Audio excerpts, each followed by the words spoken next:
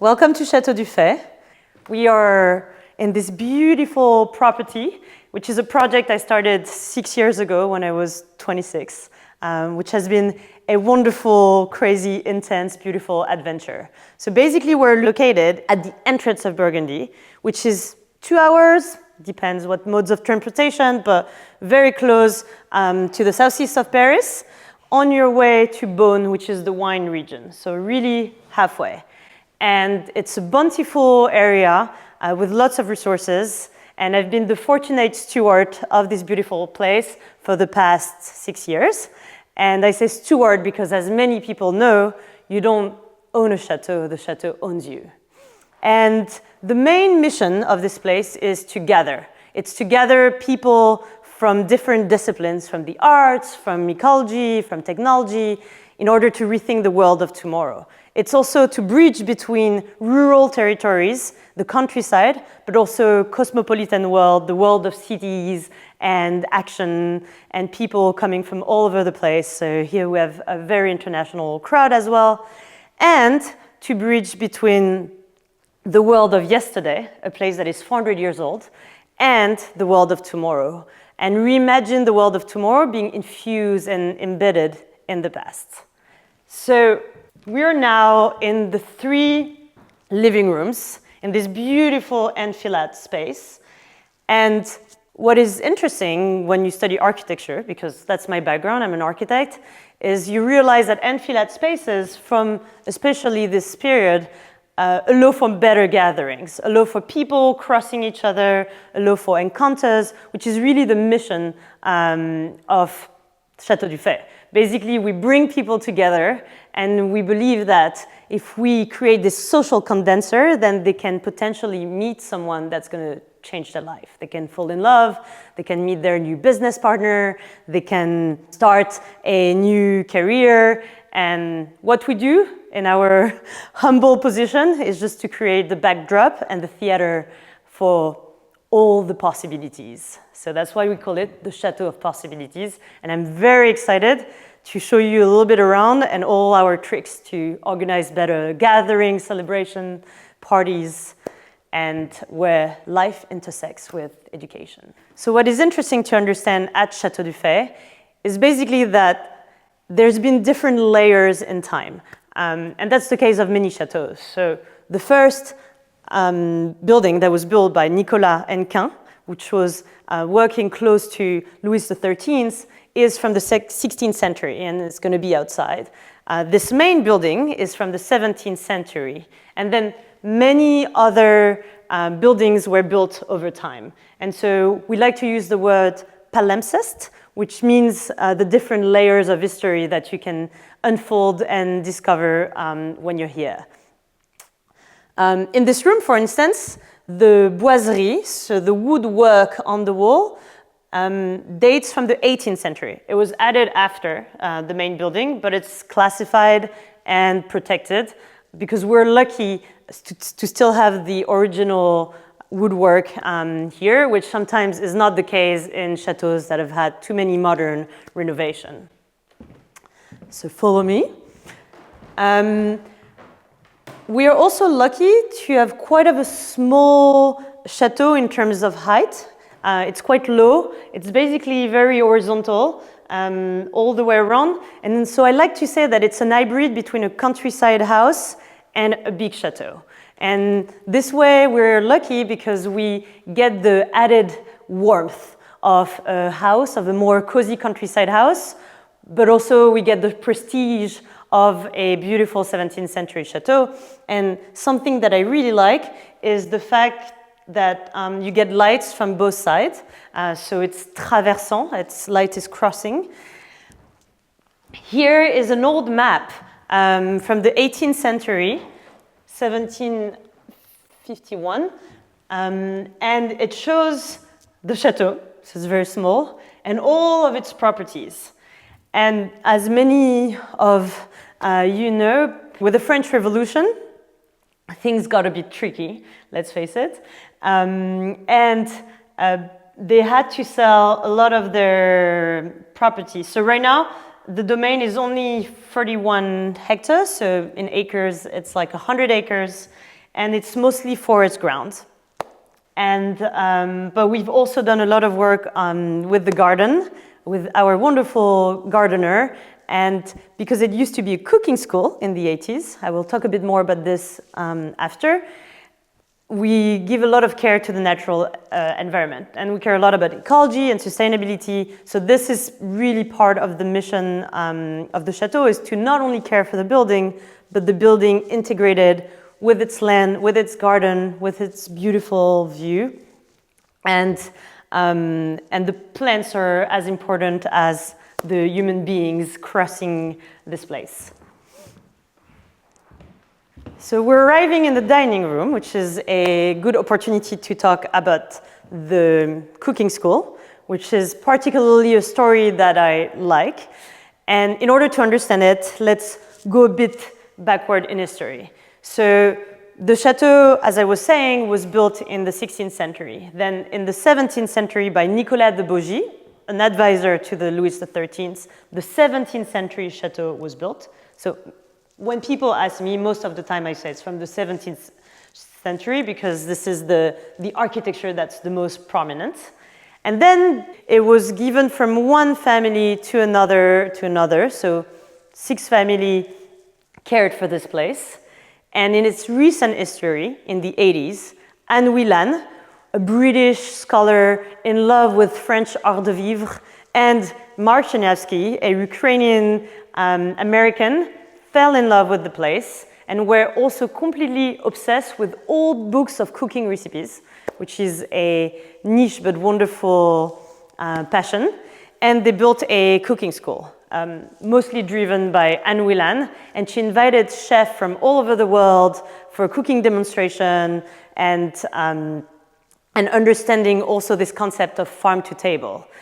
So how do we find vegetables in the potager, cook them and then eat them, and this whole cycle of life based on seasonality, based on fresh ingredients. Famous people like Juliet Child came here. So I always like to show the kitchen. So we have 2 big kitchens, a small one and a bigger one over there. Let's go this way. So right now we're in one of the kitchens. And as you can see, we kept the old furniture for most part. And put the plates back the way it was. And, you know, like you, I wondered when I arrived here, is this really a cooking school? It seems like a small kitchen. In the age of Top Chef, you imagine really big kitchen plates, etc., kitchen tables, etc. And but what I realized is it was mostly demonstration of cooking. So basically, someone would come here and cook, and then with the mirror, you'll be able to see what they were cooking.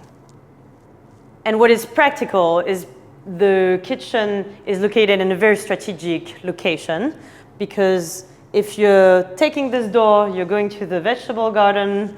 Over there is the aromatic garden. You have the wine cellar right here. You have the dining room, and you also have the bigger cellar for bigger amount of food. So it's a very strategic place.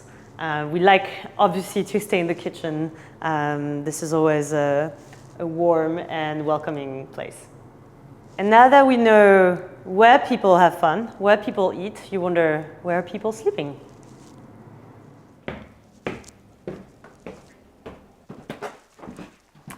And so here are the bedrooms. Cozy. We kept the wallpaper of the previous owners. And maybe as you notice, downstairs we've been trying to mix new furniture with old furniture and do a bit of a mix, which is also the image of this place, which is to bridge between the past and the future. Obviously, it would take a whole video to show you the 28 bedrooms. So what I'm going to do is just to show you the one adjacent. And then, obviously, you can always come visit for an in-person visit. So this is another bedroom. And again, same thing. We've been preserving the wallpapers, which give it a bit of kitsch, but mixed with simplicity is not too bad. And this way they also have all their own character, and they're all different from one another. So obviously this one gets referred as the pink room, and you have the blue room, and they all have names. So this one is called Valerian, and the one before was called Primver, like Primavera. And these are all medicinal plants, which symbolizes also our care for nature, our care for well-being, and the fact that just being in nature is already one of the best treatments you could do for yourself.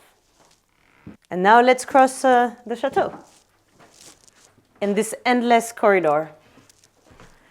So this is very different from downstairs, where we had the enfilade space, and now it's the corridor space, which has a very different use, because here it allows for everybody to have their private space. And obviously one wonders if the chateau was already in this state when it was purchased 6 years ago. No. It was a lot of renovation, and we're still doing a lot of renovation all the time. So obviously I didn't want you to be feeling cold. So we started with the part of the chateau that feels very comfortable and all redone and perfectly up to date. But if you look at the window, it's a good reminder for all the things that we're still doing. So for instance, we've been working on this dovecote renovation for the past 4 or 5 years now. I'm really grateful and lucky to have collected a few prices in order to care for it and pay for it. It's almost 1/3 of the price of the chateau. So obviously the price of a chateau is never equal to the maintenance upkeep. So that's why people in general are a bit scared and shy from going into a crazy adventure like this. And to understand the challenge of redoing the dovecote, one has to look at the campanile, the little building on top of the roof, which obviously is not a building because you can't access it. But it was a bit rotated, and so it was tilted, and there was the fear of it collapsing. And so that's why we had to do emergency renovation. And so the first phase was 4 years ago. Then we had to collect the money in order to redo it. And dovecotes are extremely interesting and part of the history of chateaus, because they were the place where the pigeons, unlike its name, so I mean doves are pigeons, but the reality is more of a pigeon house. And pigeons were there, and pigeons were also a bit like chicken nowadays. They were the main source of protein. So there were 3 ways of using the pigeons. The first way was as the main source of protein, so using the chair. The second it was using the eggs and eating the eggs of the pigeons. And the third one was also using the pigeons as fertilizers. And this way, it was really part of the farm activity of the chateau. The problem is that the pigeons were eating the crops of the peasants. And so during the French Revolution, obviously, a lot of people signed to abolish dovecotes. And so they were not functioning as much after the French Revolution. And another interesting fact is that inside the dovecote, you can see those little cases called boulins. And they're mini pigeon houses within the dovecote. And the number of boulins is calculated on the surface of the land that the Lord would have. And so it's a bit like Ferraris nowadays. It's the bigger my dovecote was, the bigger my land was. And so it was a perfect ratio between the number of acres and the number of boulins. The other project that's been taking a lot of our time is almost not visible, which is all the sewage system, all the electricity, all the plumbing, and so on. And so it's a lot of infrastructure, which is a bit less rewarding than the dovecote because you can't see it. It's quite invisible. But obviously that took a lot of energy to put a place like this up to date. And it's, to be honest, it's never ending. We can always upkeep and do more work. And so if you're looking at a drone view of the chateau, and I'm facing south I'm looking at the chateau. On the left side, I can see the press area. On the right side, I can see the farm area and the old stables. And I really like the press area because it also tells an amazing story, which is the fact that there used to be grapes and a wine production here. Obviously, we're in Burgundy. People always ask you this question, you know, do you make wine? Do you produce wine? And especially to my American audience, I like to tell them the story that they basically saved French wine. We obviously never want to admit that as French people. But what you look at the press area where you can see the old press and the grinder, you can see that there was a production there. I'm still collecting basically testimonies on the grinder because some people said it was for cereals, other people say it was to press also fruits. So if you know the real truth, I'd love to have it. But looking at the press area, it stopped functioning with a big disease called the phylloxera, which happened late 19th centuries, which killed an entire production in Burgundy. And what they did is they used the roots and some of the crops they had planted in Burgundy and transplanted it in the US in similar climates. And so when they managed to kill the disease, they re-imported some of the grapes in France. And thanks to America, French wine was saved. But after that, obviously, they stopped the production at Chateau. But maybe one day, if one of you is excited about starting a natural wine production, this is a possibility. I'm not sure if you're lost already, but we started over there. We crossed the living room, we went up, and now we're going back downstairs. So we're just doing a full loop.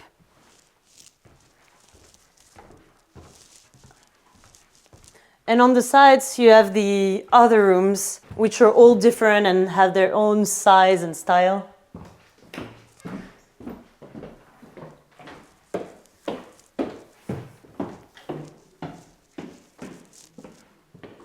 So this is one of my favorite rooms. It's not the biggest, but it's really nice. It's a small kitchen with a Lacanche stove that we got. There's this beautiful picture of Julia Child cooking in this kitchen.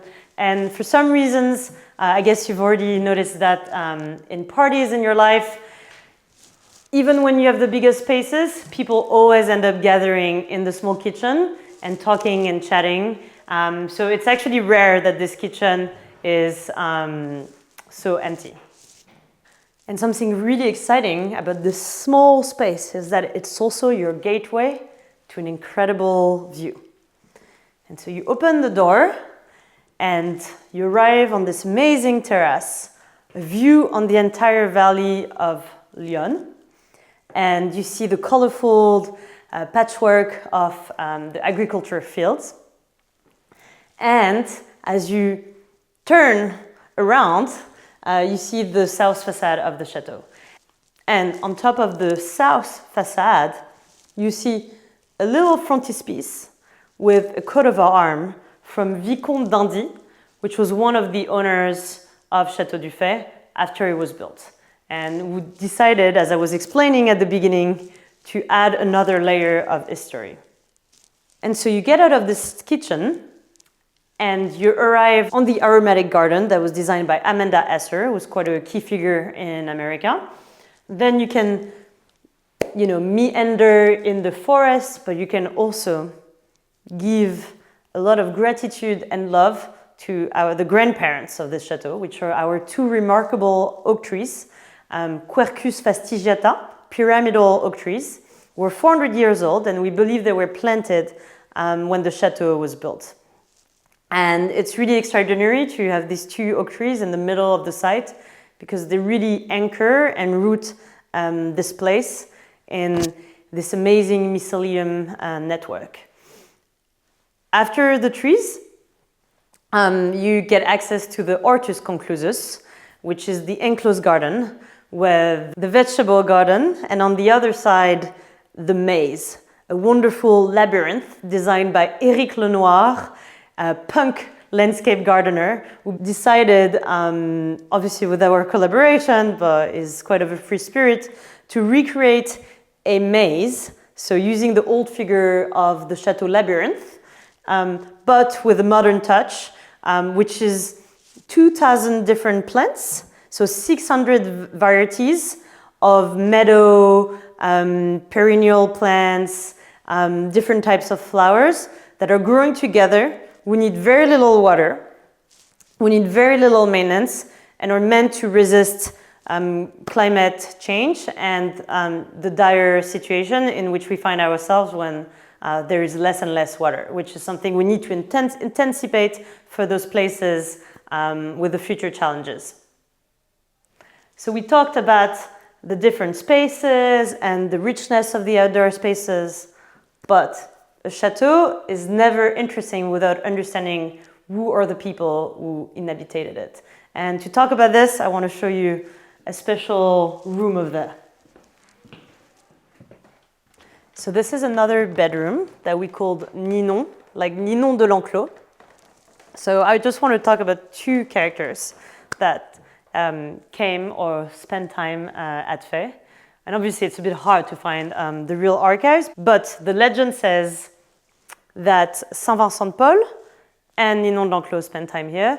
Ninon de l'Enclos was this quite extravagant female figure who was a lute player, but also the lover of many famous writers in France, like Voltaire and Molière. And so I invite you to find a bit more about her. And Saint Vincent de Paul, which is obviously more confirmed because in a very different style, because he was a very pious person. And he spent time preaching in the nearby church and did a lot of beautiful missions in the area, and was friend with one of his benefactors, who was the owner of the time, Madame Dufay. And so we talked a little bit about its history and the different people that came here, the different spaces, but now it's our turn to write a page of this story.